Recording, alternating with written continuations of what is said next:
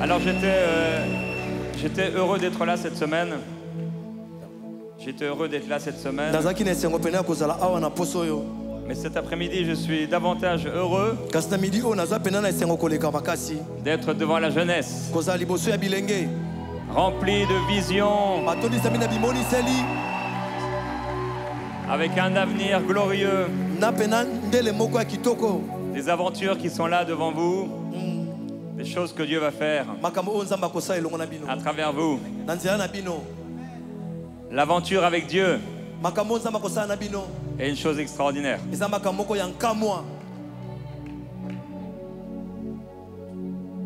Alors heureux d'être là donc dans cette conférence qui a commencé mardi sur la puissance de la résurrection. Alors le Seigneur nous amène ici et là. Et c'est une joie pour moi de prêcher la parole cet après-midi. Et on aura également un temps de prière ensemble où je crois que le Seigneur va te visiter et te rafraîchir. Il y a quelques années, j'étais dans une église à Lorient, c'est en Bretagne, dans l'ouest de la France. J'ai entendu une femme qui a chanté le chant Shiloh. Tu vois, elle a tellement bien chanté. Après, on était dans le bureau des pasteurs. Et j'ai dit à la femme, et tu ressembles tellement à la femme qui chante Shiloh sur YouTube. Et là, elle a un peu rigolé parce que c'était Maman Nadège. C'était bien elle qui avait chanté. Et je ne savais juste pas que c'était elle. Le temps nous fait changer. Parfois. Alors, aujourd'hui, c'est ici à Kinshasa que le Seigneur veut faire quelque chose de spécial. Je crois qu'il y a une grâce de Dieu, quelque chose que Dieu veut faire dans ta vie. Dans l'évangile de Matthieu, chapitre 9,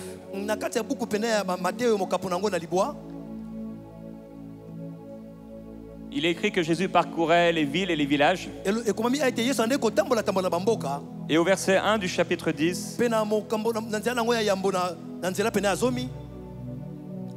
il est écrit: Jésus appela ses 12 disciples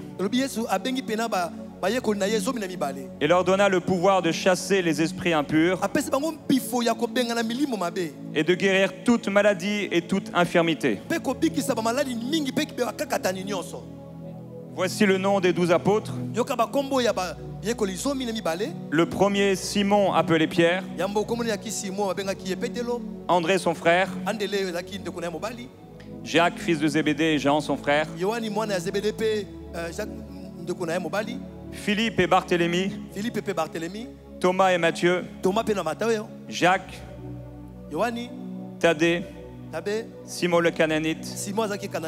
Et Judas l'Iscariote, celui qui livra Jésus. Tels sont les 12 que Jésus envoyait après leur avoir donné les recommandations suivantes. Jésus va choisir 12 disciples, 12 hommes avec la puissance de l'Esprit. 12 hommes qui vont bouleverser le monde avec l'autorité de Christ. Ils vont transformer les choses. Simon Pierre, André, Jacques, Jean et les autres. Avec 12 hommes, Dieu a été capable de faire des choses extraordinaires. Est-ce que Dieu serait encore capable de faire au milieu de nous des choses qui nous dépassent, des choses extraordinaires? Est-ce qu'il pourrait choisir des personnes au milieu de nous et encore bouleverser le monde? Je ne sais pas s'il y a une caméra mobile, merci. Est-ce qu'il pourra en sélectionner parmi nous et faire des choses vraiment incroyables. Des choses extraordinaires. Comment tu t'appelles? Christian. Christian. Bien, Christian. Il a appelé les 12 disciples. Christian. Les uns après les autres. Comment tu t'appelles, mon frère? Jacob. Jacob. Bien, Jacob. Va à côté de lui. Et là, vous êtes en train de dire, il va en choisir 12, ça va être long. Comment tu t'appelles? Jérémie. Jérémie? C'est bien ça. Vas-y, Jérémie. Alléluia. Alléluia. Grâce du Seigneur. Comment tu t'appelles? Lionel. Vas-y, vas-y. On en a 4. Alléluia.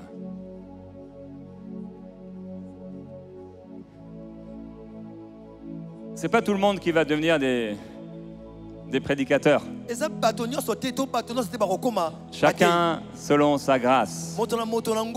Chacun selon son appel. Il nous choisit.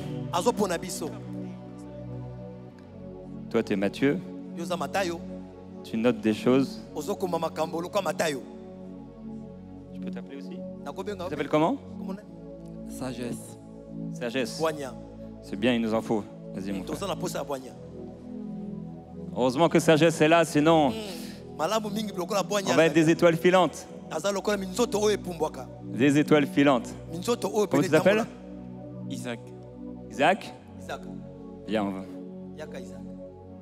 Heureusement, le Seigneur a été sacrifié à ta place. On va pas te mettre sur l'autel, vas-y. Merci, Seigneur. Le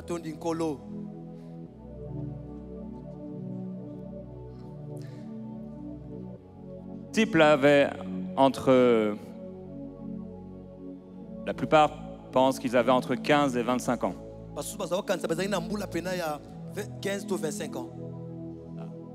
À un moment, il y a Pierre qui est avec Jésus et les disciples. Et ils vont devoir payer l'impôt. Alors les personnes qui devaient payer l'impôt, c'était des gens qui avaient plus de...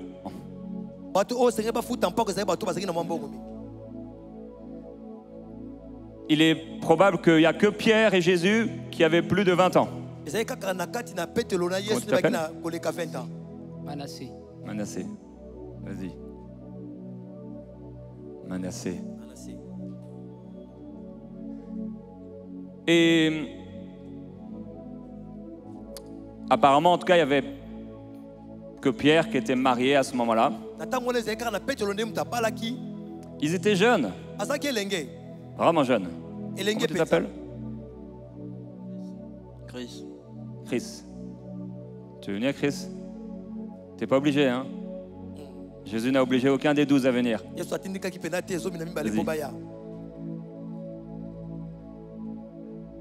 Il nous choisit, il nous prend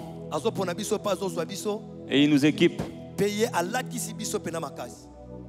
selon l'appel qu'il a pour nous. C'est lui qui choisit. C'est pas nous qui choisissons.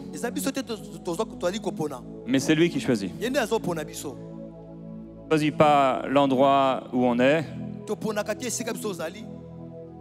où on grandit, la famille. On ne choisit même pas notre prénom. Tu t'appelles comment? Gabin. Gabin. Gabin, viens Gabin. Vous êtes amis? 4 heures. Comment c'est ton nom? Béni. Béni. Tu veux venir? Merci. Allez-y.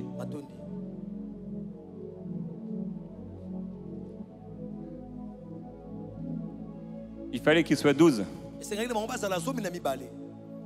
savez qu'il y a des groupes de jeunes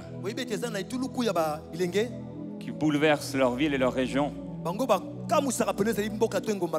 alors qu'ils sont une toute petite poignée de personnes. C'est pas en fonction du nombre, mais c'est en fonction du cœur. C'est lui qui nous appelle. Tu t'appelles comment? Elvis. Elvis. Elvis, viens. Viens, il t'appelle.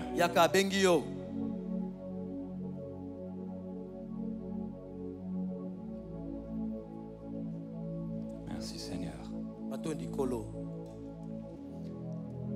Alors il leur a donné le pouvoir et l'autorité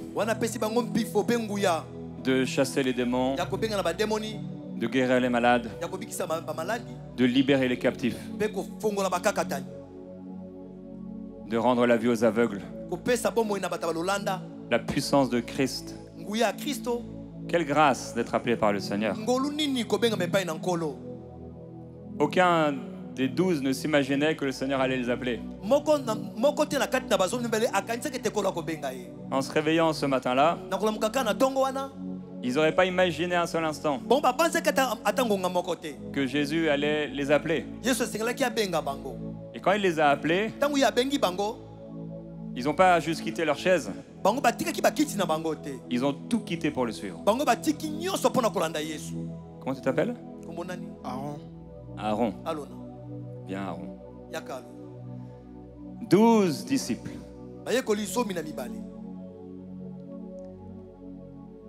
Est-ce que ces 12 disciples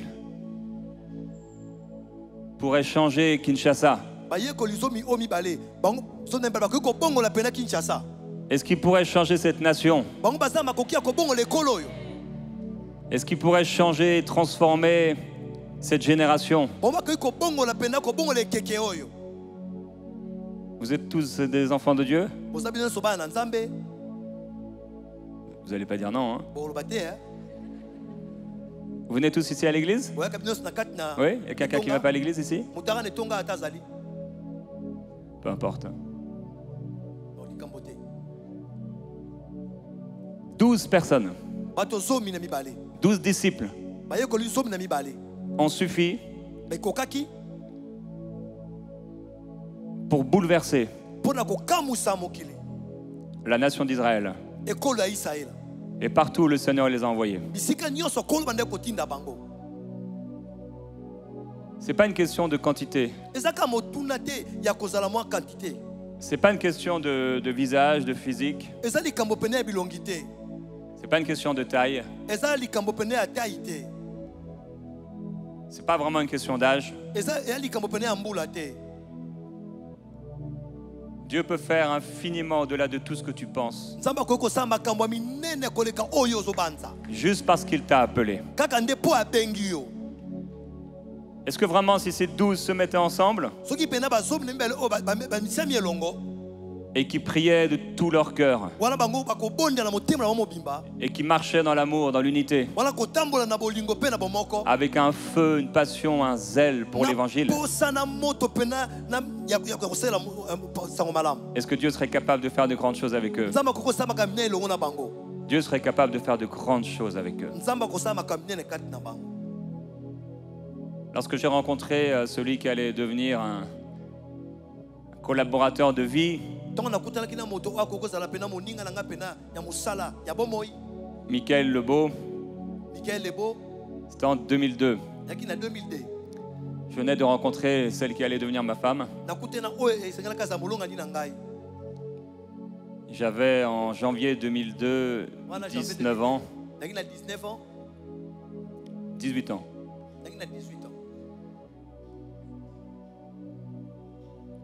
Et Dieu nous a connectés ensemble depuis toutes ces années. Et Michael a reçu la vision d'enseigne-moi.com.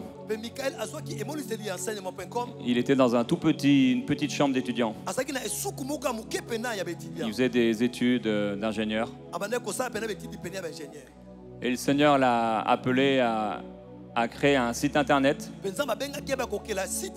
d'enseignement biblique, de mettre des prédications d'hommes, de femmes de Dieu sur internet. Avec cette vision, mon peuple périt faute de connaissance. Et quand il m'a partagé cette vision, c'était en 2004. Ça faisait 2 ans qu'on se connaissait. Et j'ai tout de suite collé à cette vision. Et on a travaillé de tout notre cœur.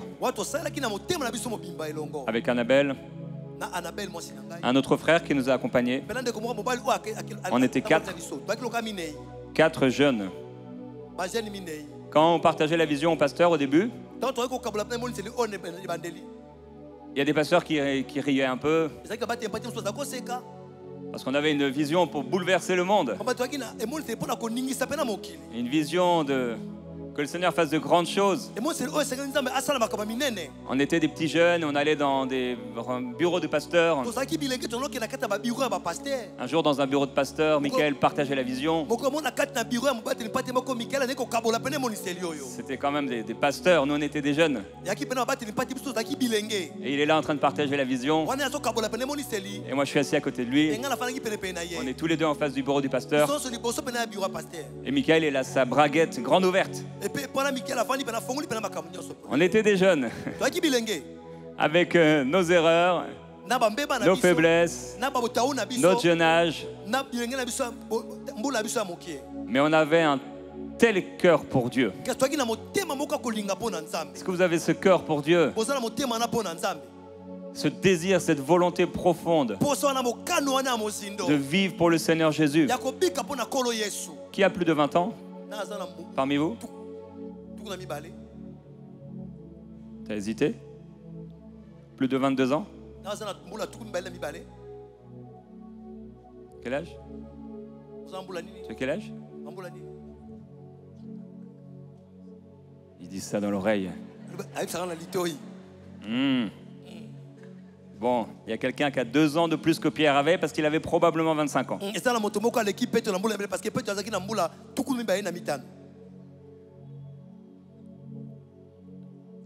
EMCI, je ne sais pas qui ne connaît pas EMCI, il y en a qui ne connaissent pas EMCI.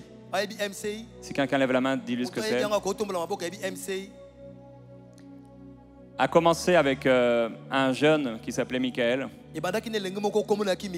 dans une chambre d'étudiants,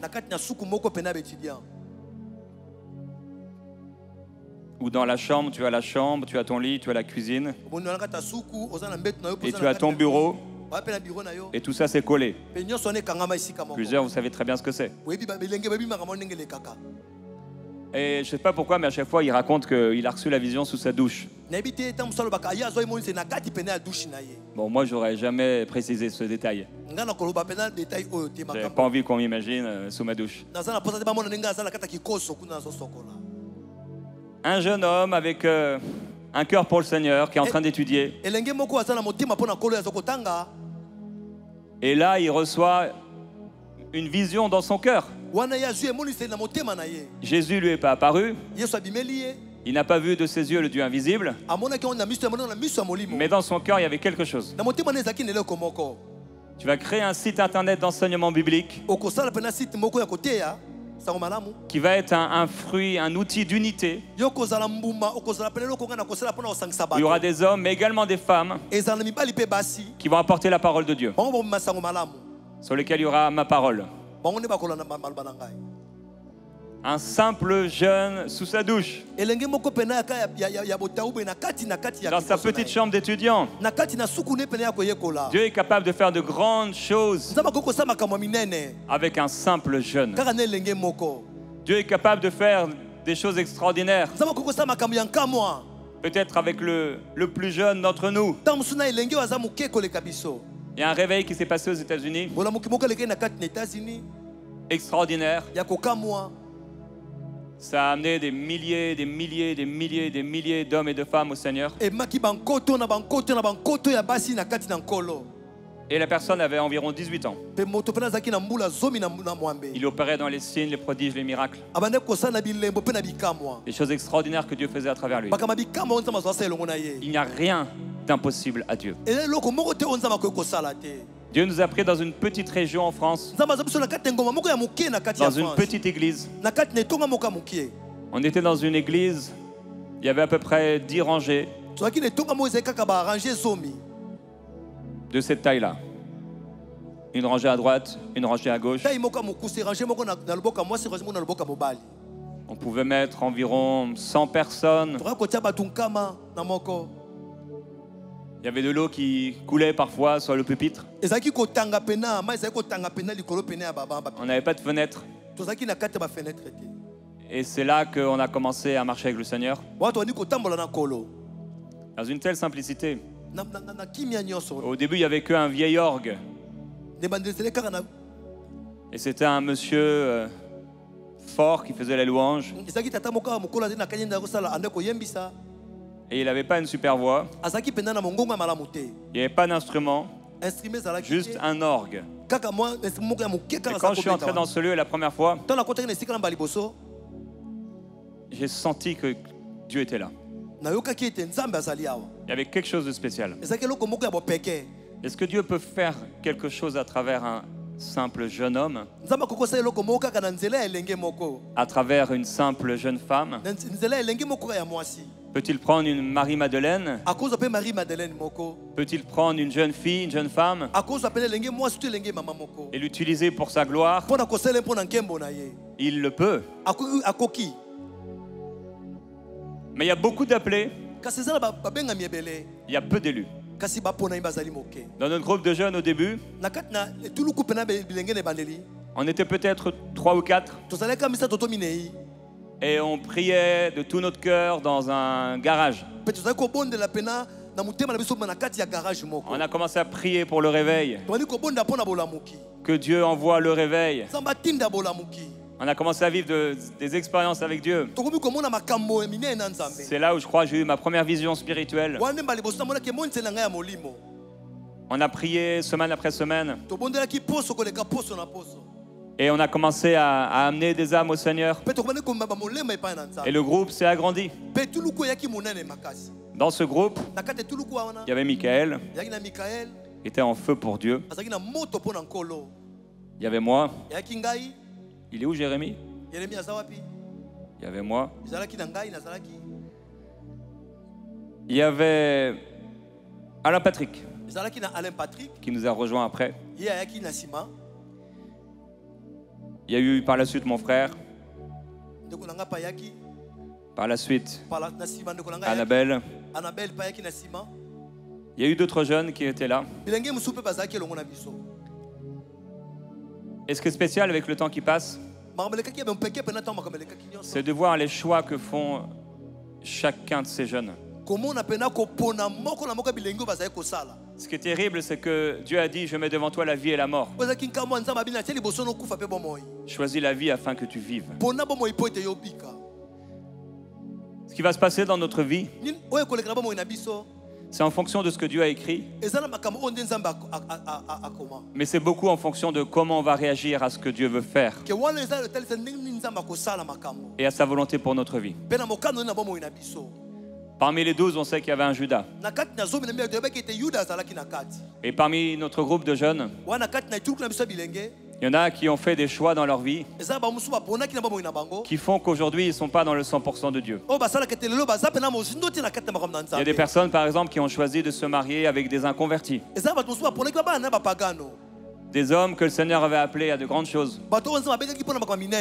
Mais leur cœur s'est attaché à une fille. Ils l'ont trouvée belle, ils l'ont aimée. Et ils se sont mariés avec. Et la passion, le feu, disparu. La plupart sont à l'église, mais le feu disparu. Il y en a d'autres qui ont vécu des choses difficiles. Quelqu'un, des années après, a vécu des situations terribles dans son couple. Il ne s'est pas bien occupé de, apparemment, sa femme. Et ce n'était pas une raison, ce n'était pas une excuse. Mais sa femme l'a trompé. Ça a été tellement dur. Ça Ça a été tellement dur. La vie est faite d'aventures.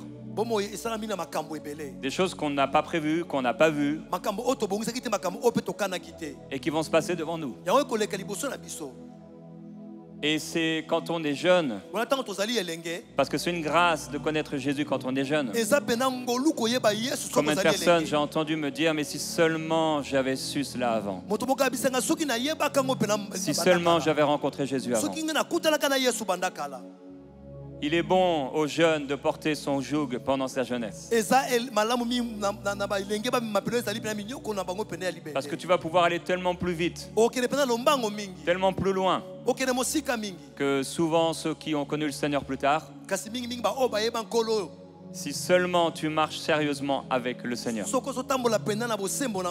En fait, il y a 12 jeunes hommes devant nous. 12 vies qui vont être différentes. Chacun d'eux avec une grâce particulière. Chacun d'eux avec un appel particulier. Chacun d'eux avec déjà peut-être leurs blessures, leurs souffrances, leurs désirs, leur cœur. Nous, on ne peut pas savoir ce qu'il y a dans leur cœur.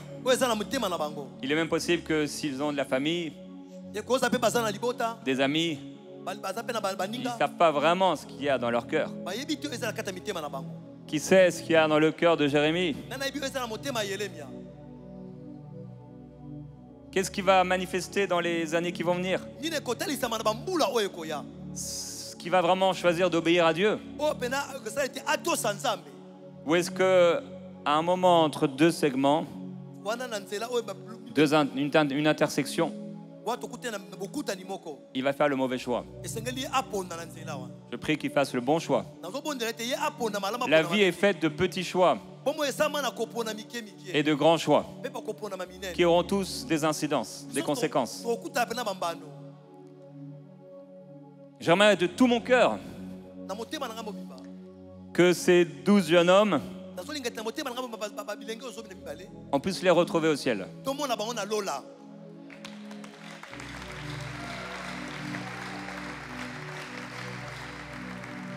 Mais je ne pourrais pas dire aujourd'hui qu'ils vont tous se retrouver au ciel.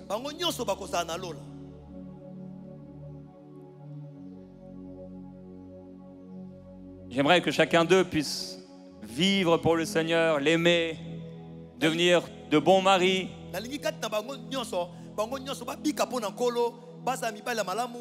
que leurs futures femmes puissent être vraiment des femmes heureuses, épanouies, qui puissent leur faire du bien, être, si le Seigneur le veut, de bons pères, de bons maris,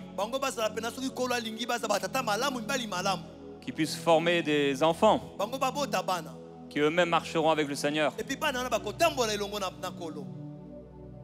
Mais tout ça, tout ce qui est devant eux, et tout ce qui est devant vous, c'est une question du cœur. Qu'est-ce qu'il y a dans le cœur? C'est quoi les aspirations? C'est quoi ton désir le plus profond? J'ai dit avant-hier que notre plus grand désir, ça doit être d'accomplir la volonté de Jésus, de chercher Jésus. La vie, c'est une vapeur. Ça va passer comme ça. Il est possible qu'il y en a un parmi les 12 qui va s'en aller avant les autres. Je faisais un jour mon émission Go dans la rue, où j'annonce l'évangile dans les rues. Je parlais avec un jeune homme, je lui parlais de l'évangile. Et 2-3 ans, même pas, 1 ou 2 ans après, j'ai appris que ce jeune homme était un jour avec sa copine. Il y a un jeune qui s'est présenté à lui et il a voulu un peu défendre sa copine et il s'est pris une balle dans la tête. Malheureusement, il n'avait pas accepté le Seigneur. La vie Dieu ne nous a pas tout dit de ce qui va se passer. Bien sûr, il ne veut pas qu'on meure une balle dans la tête. Parce qu'on doit marcher sous sa protection. Il a envoyé les 12 disciples. Et chacun d'eux était différent. Il y avait Pierre, c'était le fonceur. Matthieu, peut-être, c'était le penseur. Jean, c'était l'homme de cœur. Chacun d'eux était différent. Il y avait Thaddée. Thaddée, c'est celui dont on ne sait pas ce qu'il a fait, à part qu'il était dans les 12. On ne sait même pas qui c'est. On ne sait rien de ce qu'il a dit. Mais il était là. Et parce qu'il était là, il est important pour Dieu. Le but, c'est surtout pas l'estrade. L'estrade, c'est rien du tout. L'estrade, il y a n'importe qui peut aller là. Ça ne nous change pas, l'estrade. En tout cas, ça ne devrait pas nous changer. L'estrade n'est rien.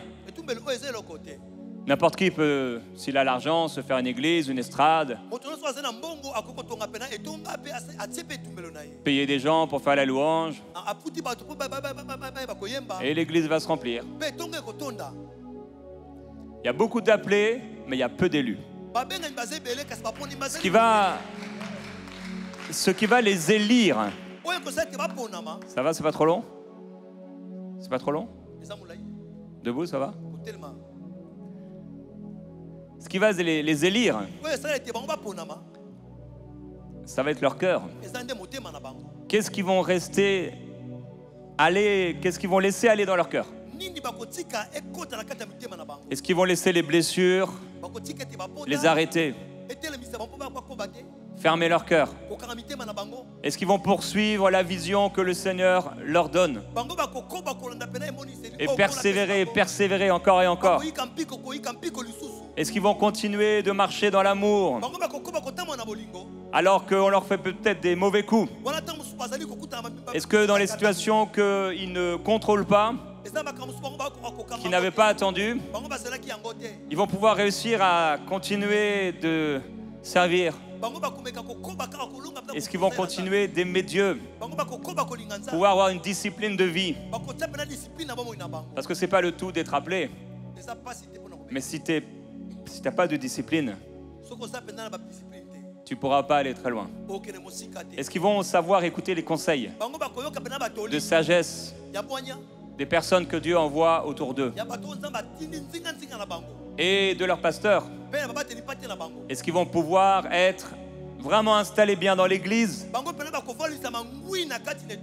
et à l'église ne pas être des auditeurs oublieux, mais vraiment écouter la parole et la saisir pour soi-même? Est-ce qu'ils vont faire les bons choix du partenaire avec qui ils vont vivre? C'est important de faire le bon choix. C'est pas juste la beauté. Surtout pas que la beauté. D'abord la beauté du cœur. Vont-ils persévérer quand il n'y aura pas l'argent? Quand il n'y aura pas ce que Dieu leur a dit? Et qu'ils auront l'impression que Jésus dort dans la barque? Est-ce qu'ils vont continuer de servir le Seigneur, d'aimer Dieu, alors qu'il n'y a pas? Et que tout dans leur vie a l'air de dire le contraire de ce que Dieu a dit. Alors, pour pouvoir être élu, il va falloir qu'ils fassent bien attention à leur cœur, à leur marche avec Dieu. Vont-ils être des hommes de la parole, qui savent prendre du temps dans la parole, dans la communion avec le Seigneur, tous les jours de leur vie? Je ne sais pas combien, tu as combien d'amis chrétiens? Je ne sais pas, quand tu te réunis, vous êtes combien? Peut-être vous êtes 12, peut-être vous êtes moins. Peut-être c'est quelqu'un au milieu de nous qui a à cœur et qui a pris un ami. Allez, on va gagner des âmes. Que tu puisses garder ce cœur pour Dieu, cette passion pour le Seigneur, de gagner des âmes, de pouvoir persévérer. On était 2. Et Dieu a fait de belles choses et de grandes choses. Et Dieu a éprouvé notre fidélité. Avec Annabelle, David, on était 4. On a travaillé bénévolement à temps plein par la foi. On a laissé nos familles, on a pris une maison. Juste sur la parole que quelqu'un avait reçue dans sa douche. Et c'est cette parole qui a bouleversé le monde. Puisque, comme on a vu cette semaine, pour ceux qui étaient là, un grand nombre d'entre vous ont été impactés, touchés, guéris, sauvés ou délivrés à travers ce qui est devenu cette vision « Enseigne-moi ». Juste parce qu'un jeune homme, dans sa petite chambre d'étudiant, a su entendre la voix de Dieu, mais surtout obéir à cette voix. Dans les moments les plus difficiles, dans les moments où le diable voulait nous diviser, nous séparer, dans les temps où on a voulu acheter et qu'il n'y avait pas de quoi acheter, si tu n'as pas le cœur pour le Seigneur, tu feras demi-tour. Je t'en prie, mon frère, ma soeur, ne fais pas demi-tour. Je t'en supplie, si tu peux retenir quelque chose aujourd'hui, c'est d'aller jusqu'au bout avec Jésus, quelles que soient les circonstances que tu peux rencontrer. Et c'est d'avoir un cœur pour le Seigneur. Je prie que personne n'ait au milieu de nous des ambitions personnelles, une volonté personnelle. On ne doit plus avoir notre propre volonté, si ce n'est celle d'accomplir celle de Dieu. C'est ainsi qu'on réussira. C'est ainsi qu'on recevra la couronne du Seigneur, en étant fidèle, en respectant scrupuleusement les instructions du Seigneur Jésus et en persévérant, continuant de faire ce qui doit être fait, continuant de marcher dans l'amour. On parle de la puissance de la résurrection. Le Seigneur leur a donné son esprit. S'ils appartiennent à Dieu, ils ont l'esprit de Dieu en eux. Ce n'est pas une question du poids qu'ils font ou de ce qu'ils ont mangé ce matin ou pas, mais de l'esprit de Dieu qui habite dans leur cœur. La puissance de l'esprit de Dieu dans le cœur d'un seul homme peut l'amener jusqu'au bout et recevoir cette couronne parce qu'il est rempli de l'Esprit. Dieu veut te remplir du Saint-Esprit. Et nous allons prier tout à l'heure afin que tu sois rempli du Saint-Esprit. Et si nous n'avions pas eu sur notre chemin la puissante rencontre avec l'Esprit, il est possible que nous aurions fait demi-tour. On aurait été découragés. Mais nos cœurs ont aimé Jésus. On a cherché Jésus. On a prié avec la simplicité qu'on avait, avec le peu qu'on avait, les quelques poissons qu'on avait. Et Dieu a multiplié ces choses. Avec maintenant, chaque jour, des centaines et des centaines de milliers de personnes qui sont au bénéfice de ce ministère. Et quelque part, ça n'a rien à voir avec nous, mais quelque part, ça a tout à voir avec nous. Dieu aurait pu le faire sans nous et choisir quelqu'un d'autre. D'une certaine manière, il n'avait pas besoin de nous, mais il nous a choisis. Si on avait rétrogradé, si on avait abandonné, il aurait pris quelqu'un d'autre. Mais Dieu a choisi d'être en partenariat avec les hommes. Et c'est pour ça qu'après la résurrection, ils ont été avec sa parole. Et le Seigneur confirmait sa parole par les signes, les prodiges et les miracles qui l'accompagnaient, alors qu'ils étaient simplement en train de continuer à faire ce qu'ils avaient vu dans la vie de Jésus.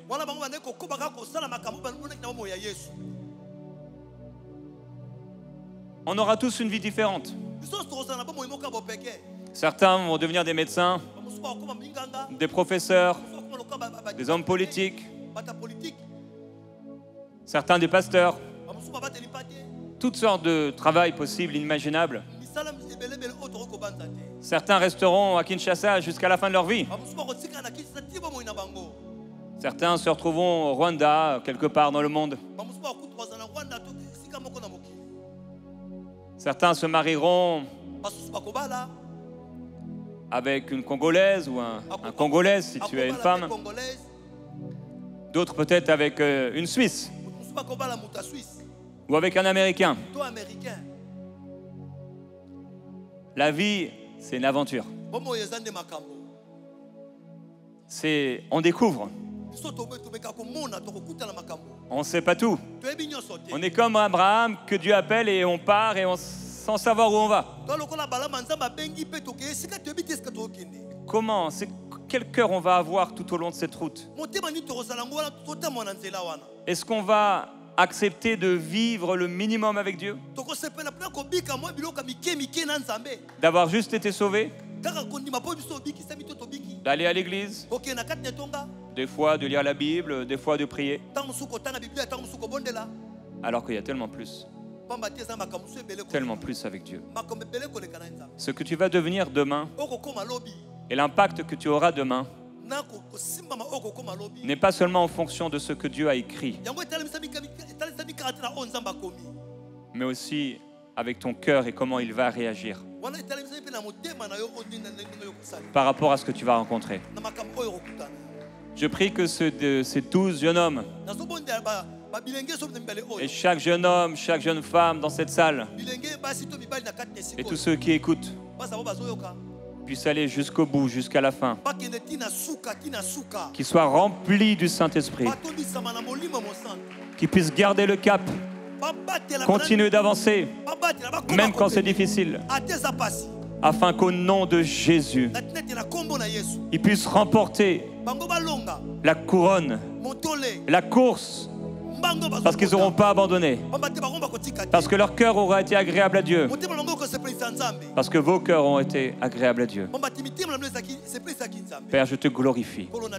Ces 12 jeunes hommes peuvent bouleverser cette nation. Et je prie que tu le fasses non sellement avec eux, mais avec toutes ces personnes ici. Au nom de Jésus-Christ. Merci Seigneur, Amen. Vous pouvez aller à votre place. Merci. Que la grâce du Seigneur soit sur vous. Alors, le Seigneur m'avait mis à cœur de partager avec vous un texte biblique dans le livre d'Exode, au chapitre 24, verset 1. Dieu va dire à Moïse de monter vers lui avec Aaron et les 2 fils d'Aaron et 70 anciens d'Israël. Ils vont s'approcher et le peuple entier va dire d'une seule voix: nous ferons tout ce que l'Éternel a dit. Verset 3. Nous ferons tout ce que l'Éternel a dit. Tu sais, c'est comme quand on se marie. On se marie pour le meilleur et pour le pire. On fait des belles promesses le jour du mariage. Ah, je t'aimerai, je te serai fidèle. Mais c'est bien beau. Mais c'est les années qui vont passer où on va voir vraiment ce qu'il y avait dans ton cœur. Et quel est ton cœur? Ils ont dit au Seigneur: on fera tout ce que l'Éternel va nous dire. On a donné notre cœur à Jésus et on dit maintenant: Seigneur, c'est plus ma volonté. C'est plus ma vie, je t'ai donné ma vie. Mais combien de personnes l'ont reprise et accomplissent leur propre volonté? Il écrit au verset 9, 10 et suivant qu'ils vont voir le Dieu d'Israël. Ils vont voir la gloire de Dieu. Et bien qu'ils aient vu la gloire de Dieu, Ils vont pouvoir rester en vie parce qu'ils ont vu qu'une facette de la gloire de Dieu. Et au chapitre 28, verset 1, Dieu va encore dire de faire approcher Aaron et ses fils et les prendre pour les consacrer pour le sacerdoce. Il y avait Aaron et ses fils. Ils étaient 4. Nadab, Abihu, Éléazar et Itamar. On va leur faire des vêtements spéciaux parce qu'ils sont consacrés pour Dieu. Et ils devaient porter ces vêtements pour ne pas mourir en présence de l'Éternel. 4 jeunes hommes appelés par le Seigneur. Nous avons ici 12 jeunes hommes appelés par le Seigneur. Et dans Lévitique au chapitre 10, au verset 1, il est écrit que les fils d'Aaron, alors qu'ils ont été appelés à être des prêtres, des sacrificateurs pour Dieu, les fils d'Aaron, Nadab et Abihu, prirent chacun un brûle-parfum. Ils mirent du feu et posèrent du parfum dessus. Ils apportèrent devant l'Éternel du feu étranger, ce qui ne leur avait pas été ordonné. Qu'est-ce qui va se passer? Ils vont offrir un parfum, un feu étranger. Et ils vont mourir consumés d'un feu de l'Éternel. Alors ils ont voulu servir Dieu à leur façon, de leur manière. Comment ils avaient imaginé les choses. On peut essayer de faire et de bâtir notre vie de la manière dont on imagine les choses. On peut penser vraiment que notre pensée c'est la meilleure des pensées. Et servir le Seigneur avec la façon dont on pense qu'il faut le faire.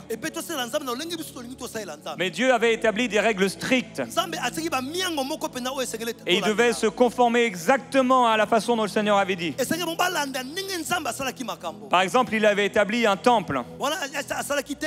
Et il fallait que ce soit là que son nom réside, que ce soit là où les gens offrent des sacrifices. Et le Seigneur leur avait dit, garde-toi d'offrir des holocaustes ailleurs que dans ce lieu-là. Mais ils ont fait preuve de légèreté et d'un manque de respect envers Dieu.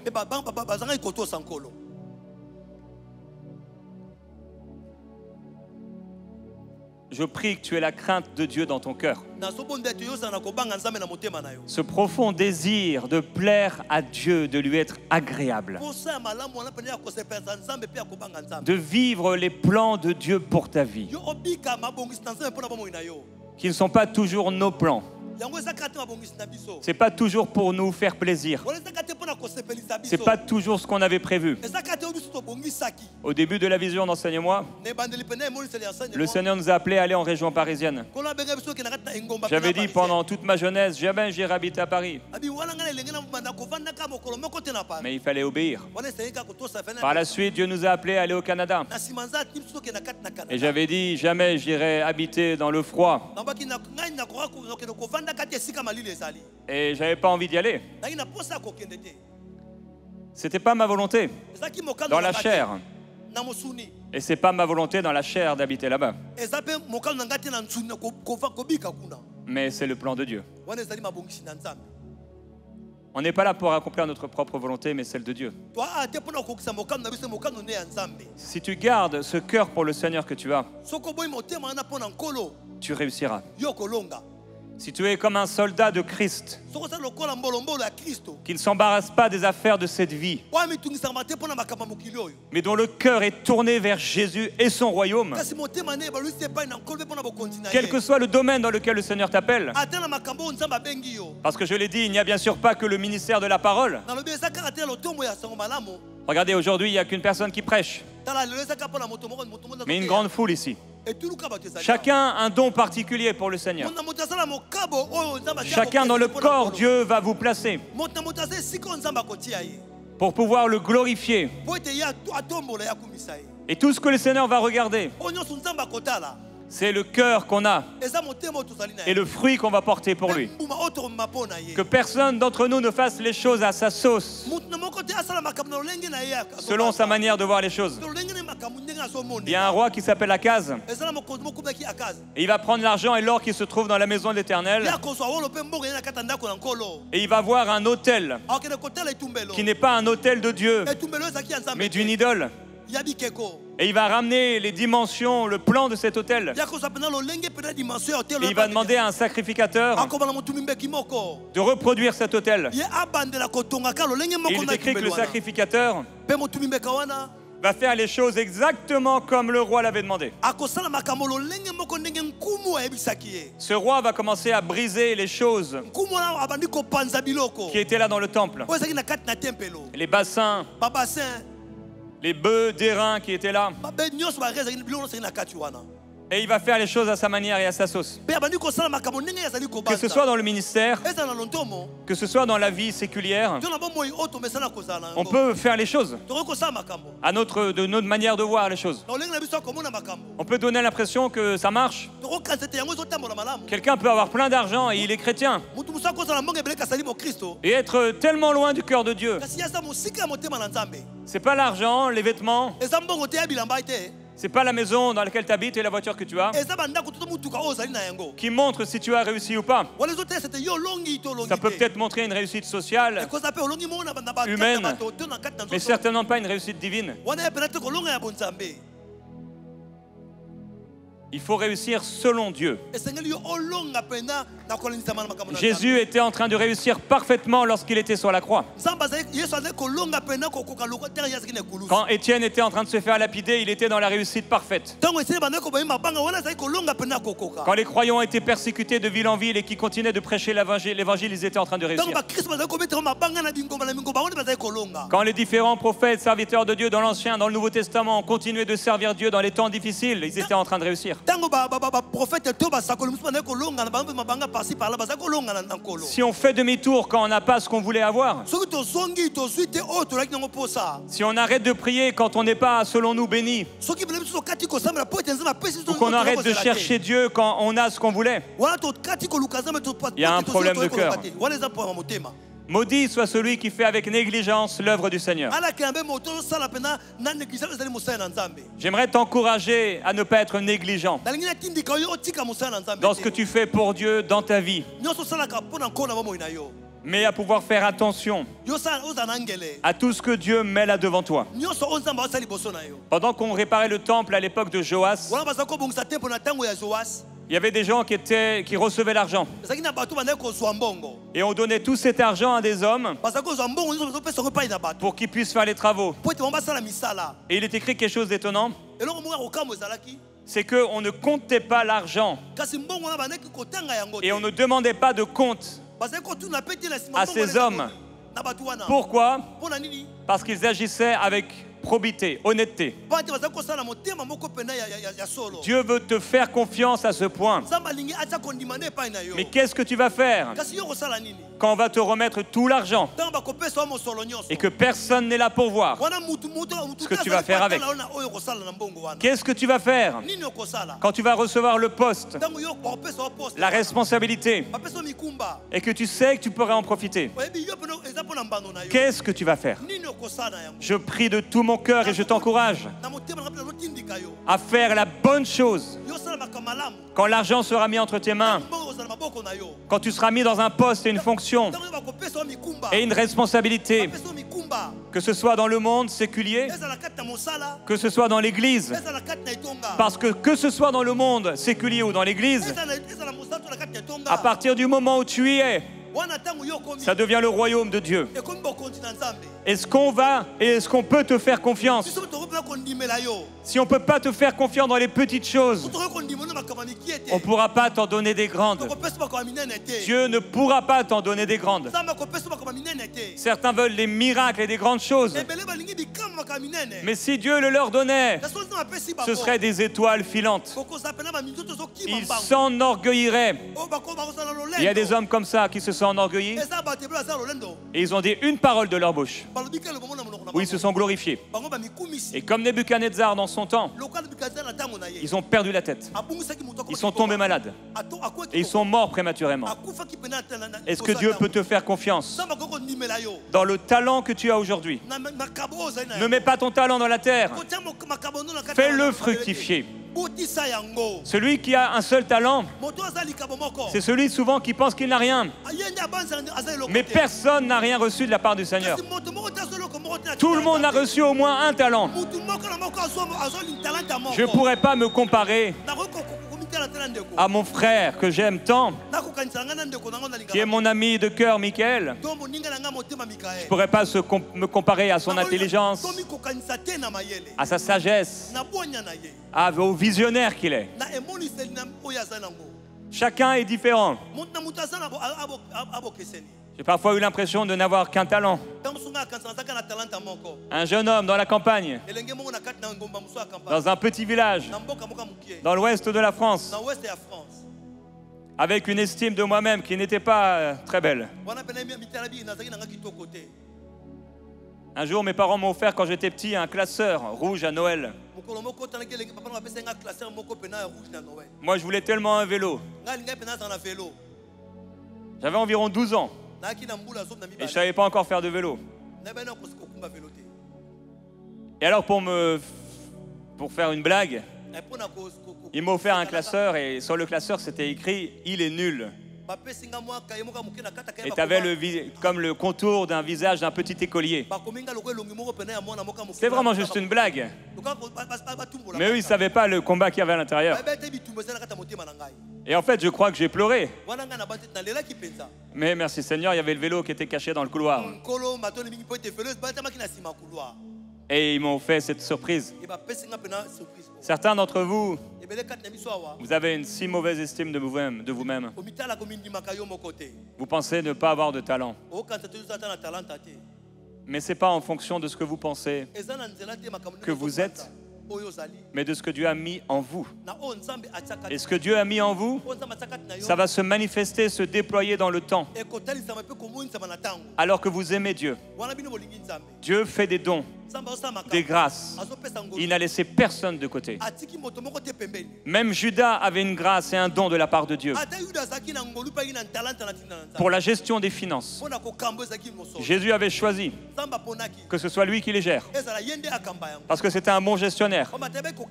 Malheureusement, il n'avait pas le cœur et c'était un voleur. Dieu te mettra dans des postes que tu ne mérites pas. Mais là, on verra quel est ton cœur. Alors que feras-tu quand il y aura l'argent? Que feras-tu quand il y aura le poste? Que feras-tu quand il y aura les possibilités? Hier soir, j'étais à l'hôtel et je vais dans l'ascenseur. Je sors de l'ascenseur. Il y a une femme qui est là. Je remarque qu'elle est bien habillée, mais pas bien habillée. La femme me dit: je peux vous faire un massage? Je peux vous accompagner? Vous avez besoin de quelque chose? Qu'est-ce que tu vas faire quand les opportunités s'offriront à toi? Quand les femmes, les hommes te proposeront des choses, qu'est-ce que tu vas faire? Quand tu pourrais avoir tout ce que tu veux, où est ton cœur? Est-ce que tu aimes vraiment Dieu? Est-ce que tu aimes vraiment le Seigneur? Ou est-ce que c'est juste des belles paroles? Peut-être une mode ou une culture familiale dans laquelle tu es. Est-ce que tu aimes vraiment Jésus? Je prie que tu l'aimes. Que tu l'aimes profondément. Que tu puisses continuer de l'aimer avec le temps qui passe.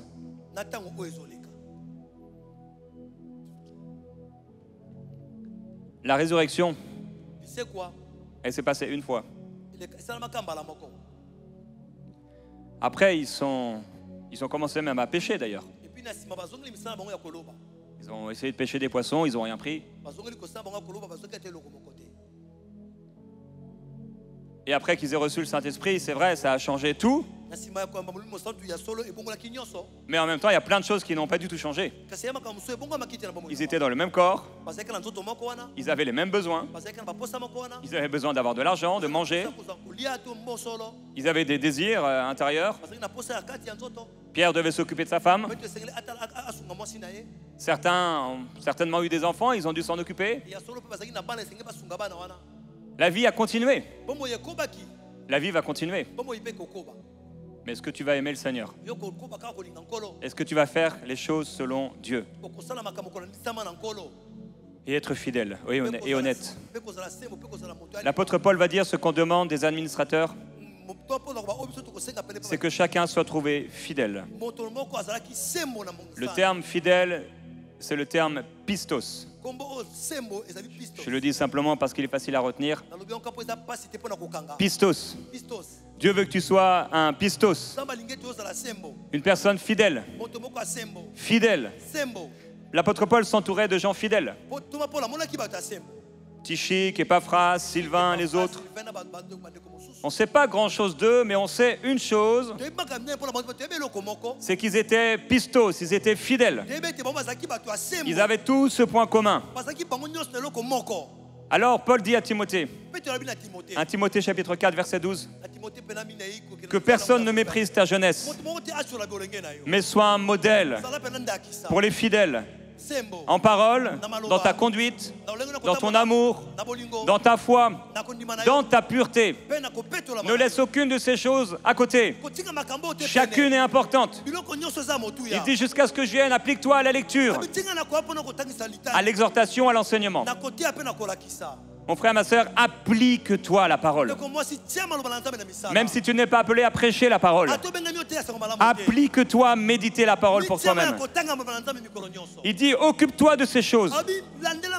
Donne-toi tout entier à elles, afin que tes progrès soient évidents de tous.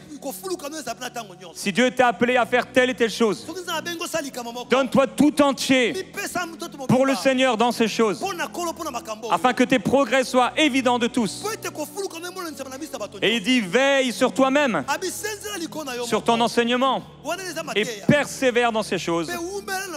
Parce qu'en agissant ainsi, tu vas te sauver et toi-même et les autres.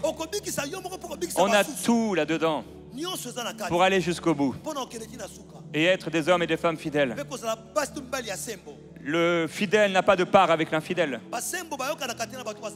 Samuel grandissait et l'Éternel était avec lui. Jean-Baptiste a grandi et se fortifiait en esprit. Il est même dit que Jésus, que l'enfant grandissait et se fortifiait lui aussi en esprit. On va grandir. L'apôtre Paul dit, je rends grâce à Dieu, à celui qui m'a fortifié, Jésus-Christ, de ce qu'il m'a établi fidèle.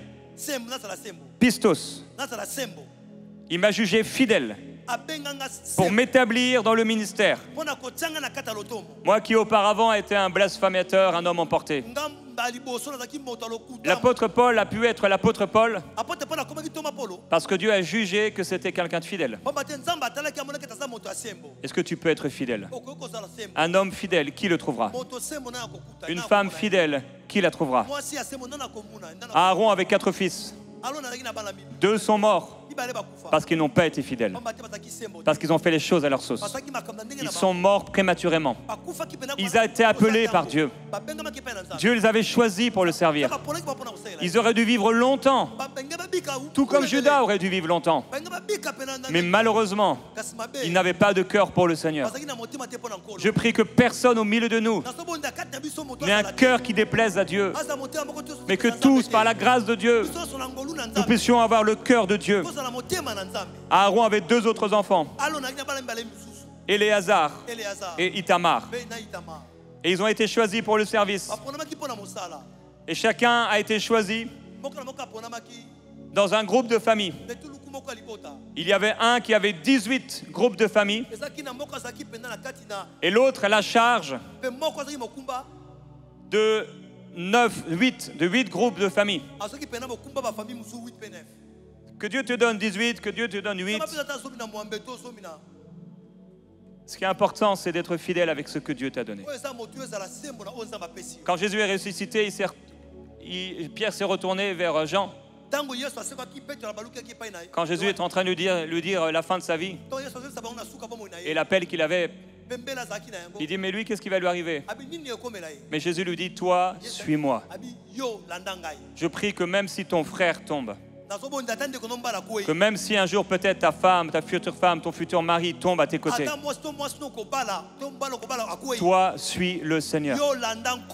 Cette intimité avec Jésus que tu développes aujourd'hui, l'intimité que tu as avec le Seigneur, que tu as avec lui, alors que peut-être aujourd'hui tu es célibataire, c'est tellement précieux. J'ai commencé à prier, à aimer Jésus alors que j'étais enfant. C'est pas Annabelle qui me l'a fait découvrir. Ça aurait pu être ça. Mais j'ai eu la grâce de le connaître étant enfant. Il était mon ami avant que je sois l'ami d'Annabelle, avant que je sois l'ami de Michael. J'ai découvert Jésus comme étant un ami. C'est à lui que j'ai parlé dans la simplicité de ma vie, avec mes petites simples prières de ma vie de tous les jours. Et quand Annabelle est arrivée, bien Jésus était encore mon ami. Même si mon adolescence n'a pas été celle d'un véritable disciple, il a su me ramener dans la sainteté. Et quand j'ai rencontré Michael, Jésus était encore mon ami. Et maintenant que je suis marié depuis bien des années, même si là, Annabelle n'est pas là, je suis seul dans ma chambre d'hôtel, eh bien Jésus est avec moi. Et en fait, j'allais dire, il me suffit. Bien sûr, j'aime ma femme et je veux la revoir.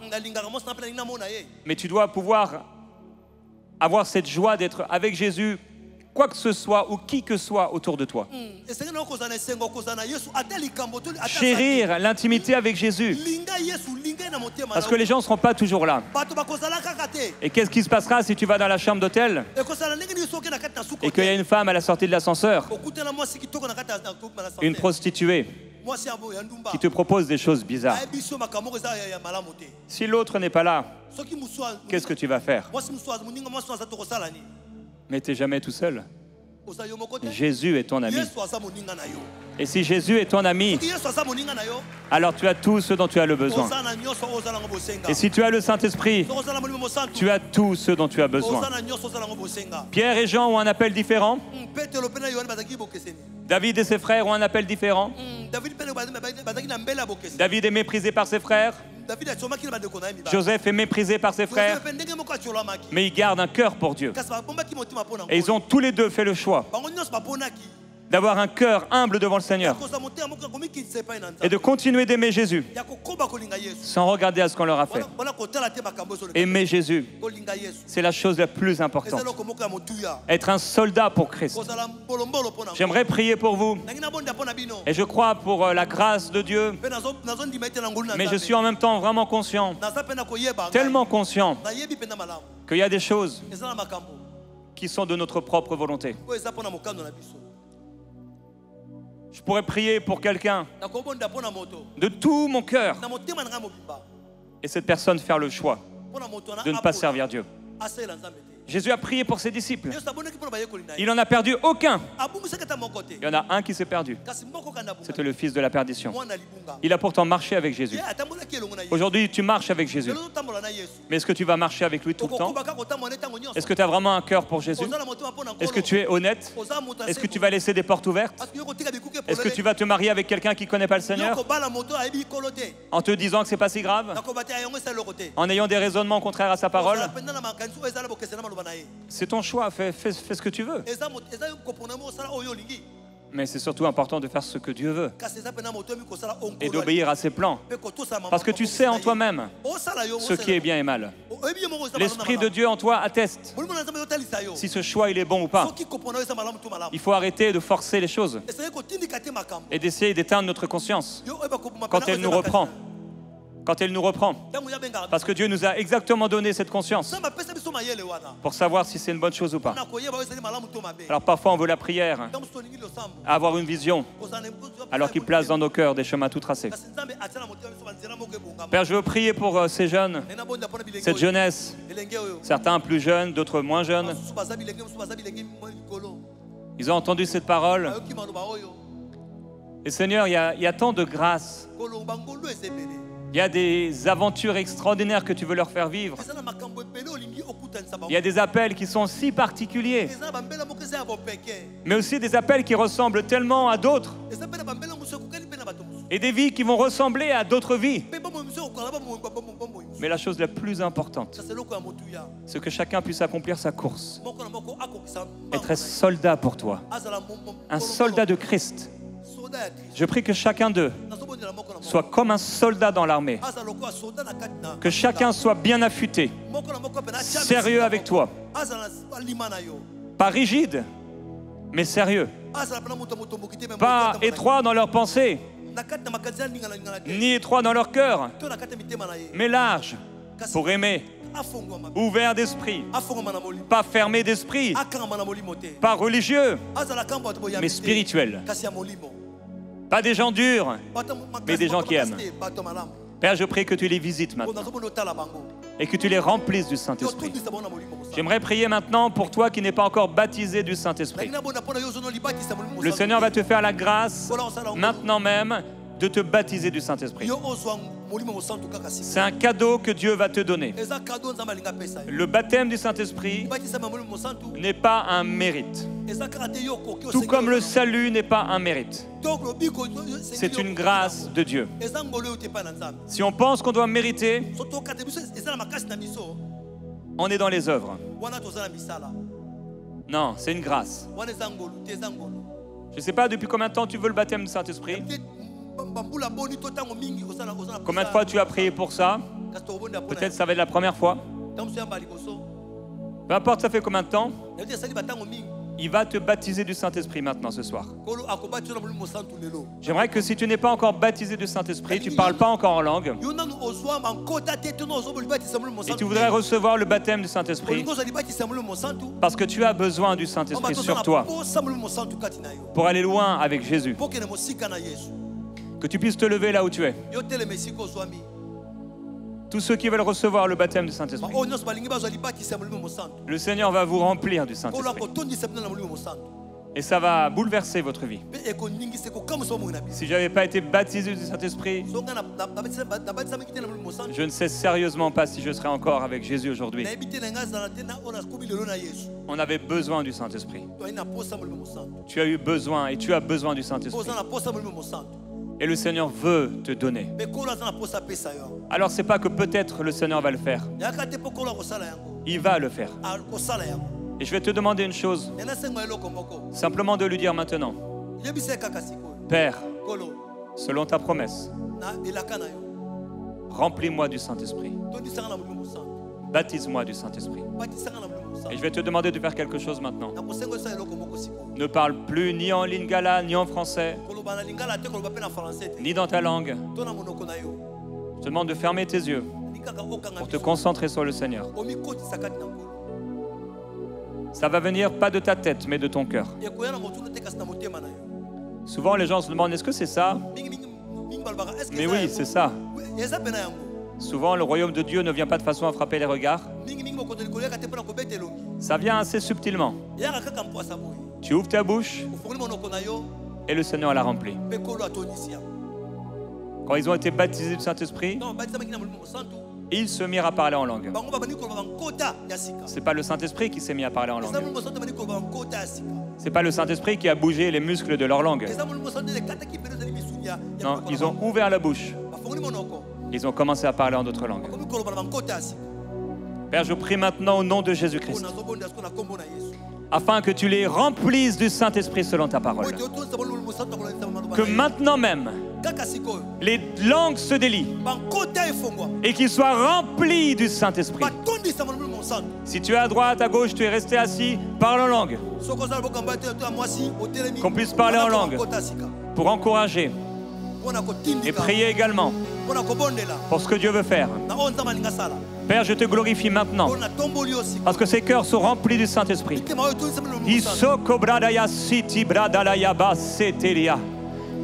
Ferme ton intellect, ça ne vient pas de la tête. Ferme la tête et libère par la foi maintenant. Libère cette parole. Libère maintenant ce son. Libère ce son. Et si kabalayo setia. Et si kababae setayada. O kobrobo siki yababaye setele yababaya keria dalaya. Imaibri koriobo soto brababaye. Alléluia, quand tu commences à sentir quelque chose. Des fois on peut ne rien sentir. Il n'a pas dit vous ressentirez quelque chose. Et quand tu vois ça commence à être là, il y a comme un mot, une syllabe. Lève les mains vers le Seigneur. Et qui brada soko boboria babaya seti. Ici bridi koria bababraya se. Ikridi babro soto lobo bro bebe babaya. Il le fait, il le fait, il le fait. Il le fait. Il le fait. Maintenant il le fait. Merci Seigneur. Merci Seigneur. Merci Seigneur. Sois rempli du Saint-Esprit. Sois rempli. Oui, libère ce son. Libère cette syllabe. Ça vient comme des balbutiements. C'est un petit mot. Et maintenant, rempli. Sois rempli. Sois rempli. Et remplis ce lieu maintenant de cette prière en langue. Isokobra babaya sete brebebeya. Eibri soto bobobaya karababaya sete. Continue, continue, continue de prier en langue. Il y a babro soko brodorio sete. N'attends pas qu'il y ait quelque chose qui se manifeste. Si tu appartiens à Jésus, ça vient de ton esprit. Ça vient de l'intérieur. Libère. Libère maintenant. Il n'y a aucun blocage. J'aimerais te dire qu'il n'y a aucun blocage. Il n'y a aucun blocage. C'est fait. Il t'a rempli. Il t'a baptisé. Si tu lui appartiens et que tu lui as demandé, alors c'est fait. Il t'a baptisé du Saint-Esprit. Parle en langue maintenant. Parle en langue. Parle en langue, parle en langue, parle en langue.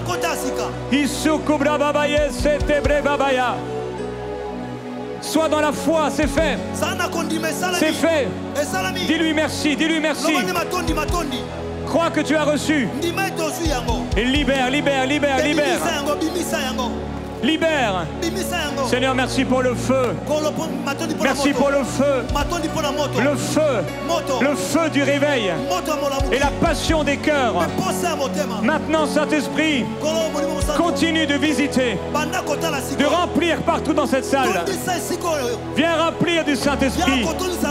Viens remplir du Saint-Esprit. Viens remplir du Saint-Esprit. Continue de recevoir, continue de recevoir.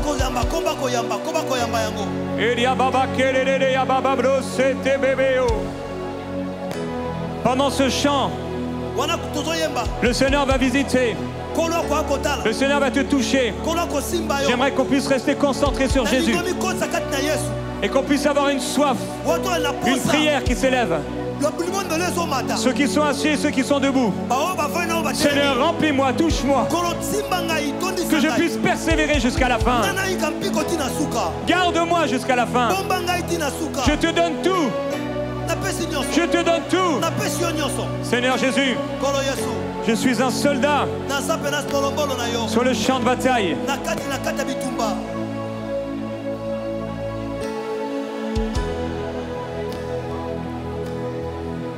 Je suis un soldat.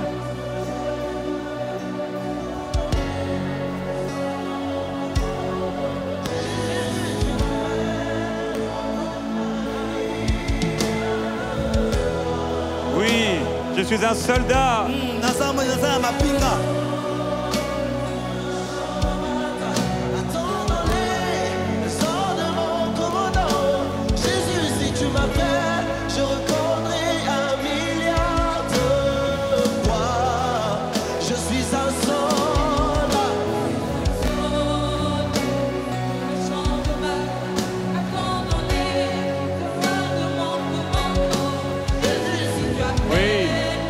Attendant les ordres de mon commandement, oui.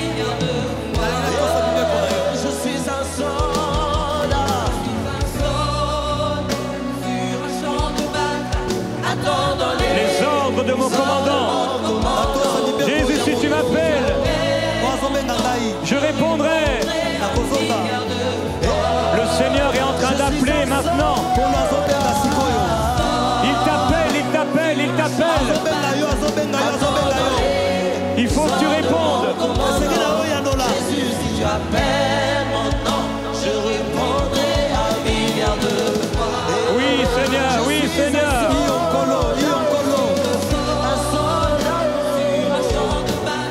Attendant les ordres de mon commandant. Je répondrai un milliard de fois. Qui appelle mon nom? Jésus appelle mon nom. Jésus, si tu appelles mon nom, je répondrai un milliard de fois. Qui appelle mon nom? Jésus appelle mon nom. Jésus appelle mon nom. Jésus, si tu appelles mon nom, je répondrai un milliard de fois. Tu es ici maintenant ce soir et tu as réalisé que cet après-midi, ce soir, en fait, tu n'as jamais vraiment donné ton cœur à Jésus. Mais le Saint-Esprit a travaillé en toi et tu sens l'appel de Jésus. Tu veux donner ton cœur à Jésus maintenant. Si c'est toi, viens courir maintenant. Cours. Viens ici sur le devant pour donner ton cœur à Jésus. Si c'est toi, tu ne sais pas si tu meurs aujourd'hui ou tu vas. Alors ça veut dire que tu ne lui as pas donné ton cœur. Viens sur le devant. Mets-toi à genoux et donne-lui ton cœur. Donne-lui ton cœur. Oui, approche-toi, approche-toi, approche-toi. Demande à la personne à côté de toi, est-ce que tu as Jésus dans ton cœur? Si tu vois qu'il y a des doutes, dis-lui vas-y et continue à prier. Le Seigneur est en train d'appeler dans cette salle. Il te dit, toi, suis-moi. Donne-moi ton cœur. Donne-moi ta vie. Car j'ai donné ma vie pour toi. C'est aujourd'hui. Aujourd'hui, le jour du salut. Il y en a beaucoup qui ont fait semblant. Il y a beaucoup qui ont essayé. Pour beaucoup, c'était juste une religion. Tu as grandi dans l'église. Mais ton cœur t'appartenait. Ta vie t'appartenait. Mais aujourd'hui, tu as pris la décision. Et tu prends la décision en t'approchant de donner ta vie à Christ et de vivre pour Christ jusqu'à la fin du monde, jusqu'à la fin de ta vie. Si c'est toi, ne résiste pas. Si tu sens une résistance dans ton cœur, alors c'est exactement toi que Dieu veut sauver. Et le Saint-Esprit est en train de travailler dans ton cœur. Père, je prie pour lui qui résiste dans son cœur. Saint-Esprit, touche-le. Viens, Seigneur, le convaincre de son besoin d'être pardonné et de l'amour de Jésus pour lui. Si c'est toi, lève-toi. Lève-toi et approche-toi. Approche-toi. Approche-toi, mon ami, pour recevoir le Christ. Recevez maintenant le Christ là où vous êtes. Alors que vous dites à Jésus que vous donnez votre cœur et votre vie, que vous voulez plus de religion, vous voulez plus faire semblant, vous voulez être enfant de Dieu et recevoir l'assurance du salut. Il te pardonne, mon ami. Tu deviens maintenant mon frère. Tu deviens maintenant ma sœur. Jésus te pardonne. Jésus te libère. Jésus te sauve maintenant.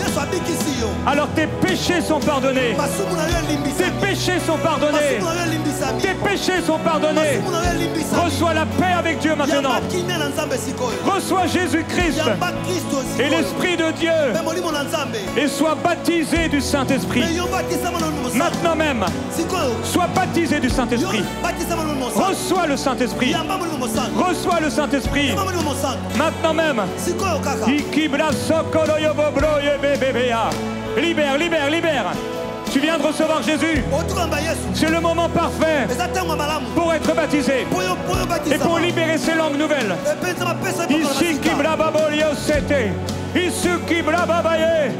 Libre, libre, libre, libre, libre. Libre au nom de Jésus. Libre, libre. J'appelle la délivrance maintenant, Seigneur, dans cette salle. La délivrance, la délivrance. La délivrance des cœurs brisés. La délivrance des esprits impurs. L'immoralité. L'immoralité, l'immoralité, esprit de prostitution, sors maintenant. Au nom de Jésus, je prends autorité contre toi, esprit impur. Maintenant, sors au nom de Jésus. Sors de ces corps. Je brise toute malédiction au nom de Jésus. Je déclare que Jésus-Christ est Seigneur maintenant sur toutes ces âmes. Sur toutes ces âmes et sur toutes ces familles. Ils sont bénis. Et maintenant, toute malédiction jusqu'à la 3e et 4e génération est brisée. Maintenant, du côté du Père, du côté de la Mère, maintenant je déclare la délivrance. Maintenant même. Maintenant même. Maintenant même. Libre. Libre. Libre, libre, libre, libre, c'est fini. Maintenant, esprit de mort, tu t'éteins maintenant. Et tu vas là où le Seigneur le veut. Maintenant, il ne mourra pas. Il vivra. Elle ne mourra pas. Elle vivra. Maintenant même. Libre. Libre. Esprit d'adultère qui est venu du Père. Maintenant, tu sors. Au nom de Jésus. Tu sors. C'est terminé. C'est terminé. C'est terminé. C'est terminé. Tu es libre. Libre. Libre. Libre. Libre. Partout dans cette salle, l'Esprit de Jésus se manifeste. Il libère l'autorité du nom de Jésus. Libère maintenant. Libère maintenant. Libère maintenant. Amenez ces personnes qui sont visitées. Amenez-les. Amenez-les. Et alors qu'ils s'approchent, leur délivrance est totale. Leur délivrance est totale. Les équipes, amenez-les. Amenez-les. Et quand ils s'approchent ici, qu'ils dépassent cette ligne, c'est terminé au nom de Jésus. Pas de violence. Tranquillement. Tranquillement. L'Esprit de Dieu libère maintenant. Il libère. Car si le Christ a franchi, il est réellement libre. Libre. C'est fait. C'est terminé. Libre. C'est fini. Le diable est un menteur. Dépassant cette ligne, c'est fini. La gloire de Jésus-Christ est ici. La gloire de Dieu est terminée. Cette malédiction, elle vient briser maintenant. Elle vient briser. Elle est brisée. Elle est brisée. Elle est brisée. Et la gloire de Dieu se manifeste. Elle vient terminer, achever, arrêter la malédiction. Maintenant, C'est fini. Tu es libre. Tu es libre. Tu es libre. Tu es libre. Tu es libre. Tu es libre. Il y a une limite céleste. Le nom de Jésus est invoqué. Et il libère. Si tu fais des cauchemars, tu es constamment attaqué par le diable. Approche-toi. Approche-toi et reçois la délivrance. Le Seigneur te libère à ta place. Sans imposition des mains. Jésus n'imposait pas ses mains à ceux qui étaient malades, ou plutôt à ceux qui étaient possédés. Mais il imposait sa main aux malades. Mais il parlait. Et sa parole libérait ceux qui étaient sous l'emprise du malin. La parole de Dieu maintenant te libère sans que personne ne t'impose les mains. Tu es maintenant libéré de ces démons. Ces démons quitte ton âme et quitte ta vie.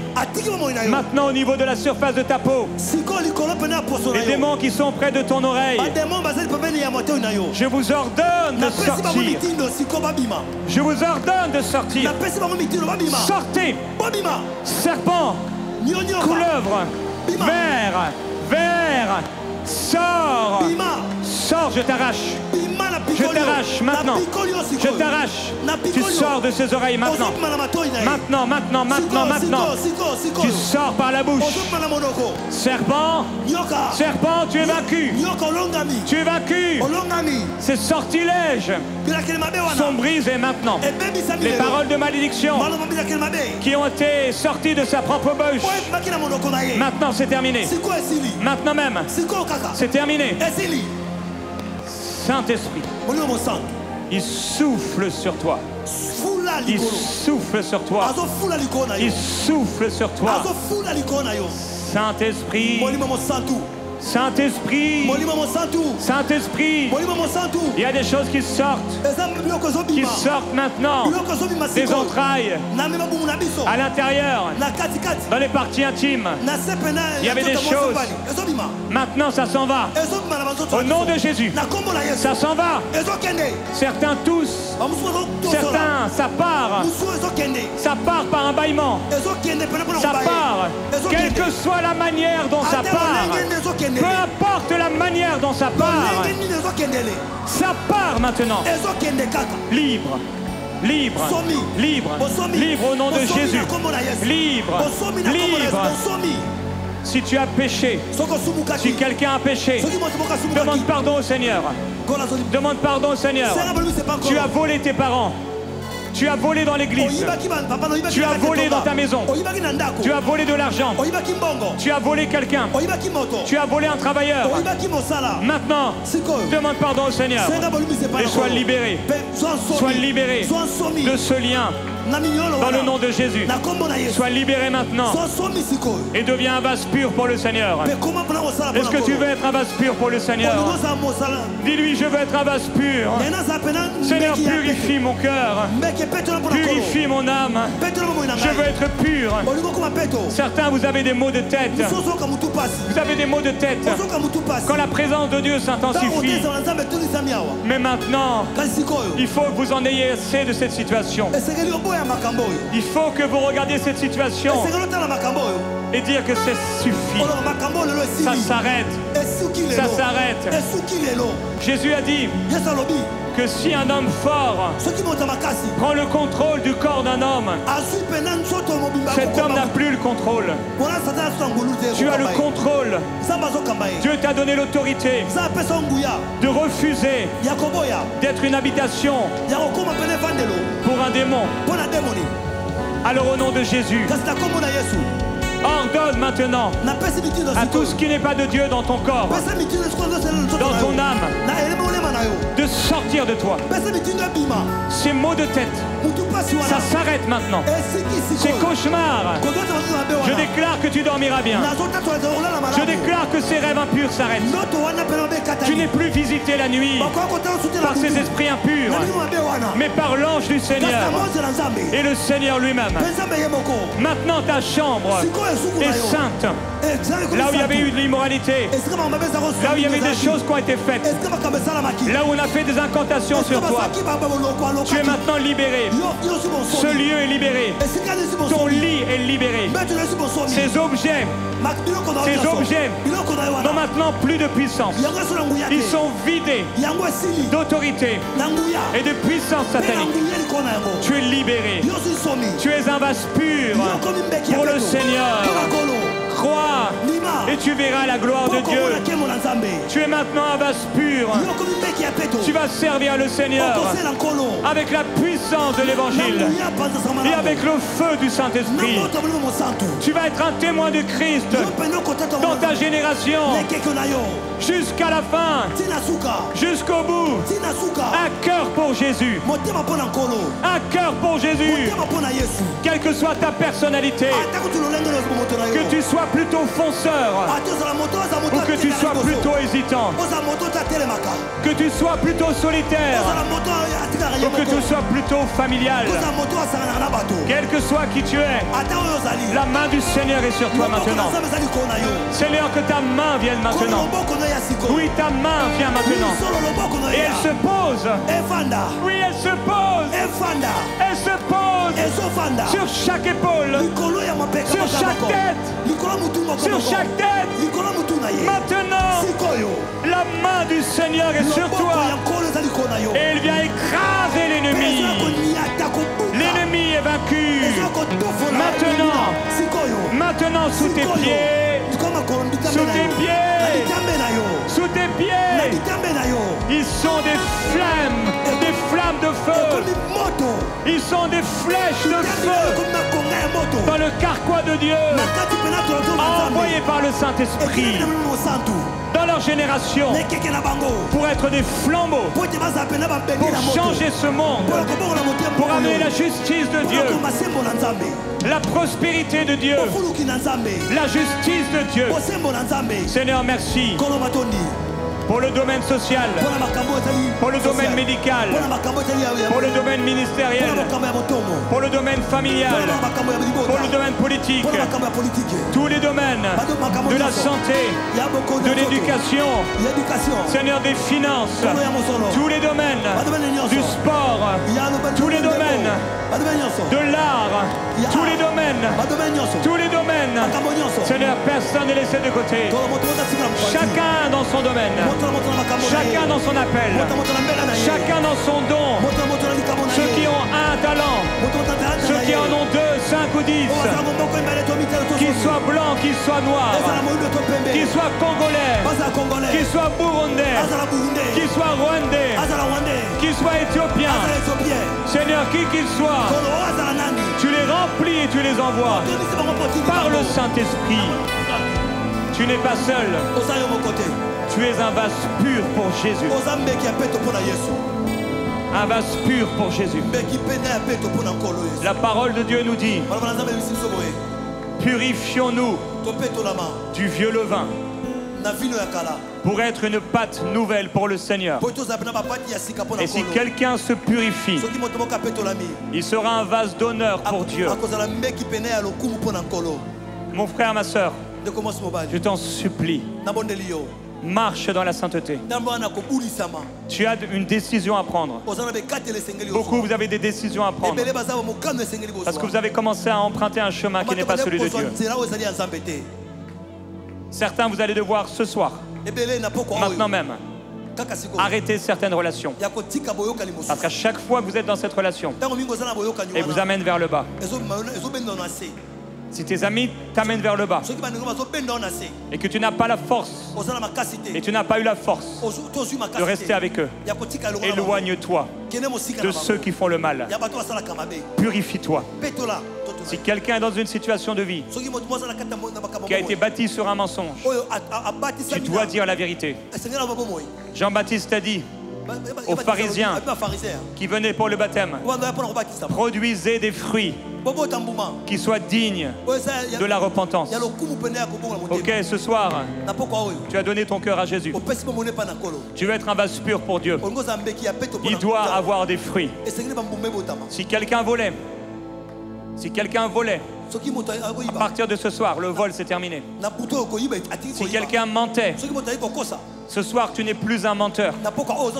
Tu marches dans la vérité. Si quelqu'un marchait dans l'immoralité, ce soir c'est terminé. Il t'a purifié. Il t'a donné son esprit. Son esprit te rend pur. Alors puisque tu es pur en esprit, purifie-toi dans la chair pour marcher dans la sainteté, dans l'honnêteté et dans l'intégrité avec Jésus.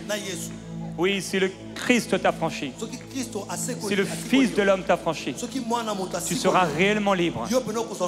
Vous êtes libre et vous êtes vainqueur à cause de la parole de Dieu.